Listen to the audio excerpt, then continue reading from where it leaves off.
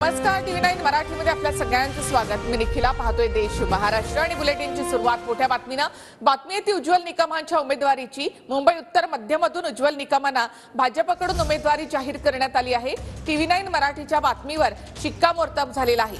पूनम महाजन यांचा पत्ता कट झाला असून आता मुंबई उत्तर मध्यमधून वर्षा गायकवाड विरुद्ध उज्ज्वल निकम अशी लढत रंगणार आहे।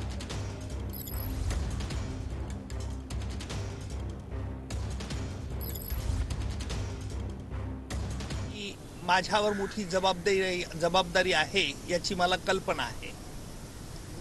राजकीय क्षेत्राचा तसा फारसा अनुभव नसताना देखील ही एक नवीन जबाबदारी माझ्यावर। भारताची छबी आंतरराष्ट्रीय प्लॅटफॉर्मवरती जर चांगली नेण्याचं काम जर केलं असेल तर भाजपाचे पंतप्रधान मोदीजी यांनी केलेलं आहे। हे लक्षात ठेवूनच मला भाजपमध्ये प्रवेश करावासा वाटला आणि म्हणून आज मी मुंबई मध्य उत्तर याचं प्रतिनिधित्व करण्यास सज्ज झालो।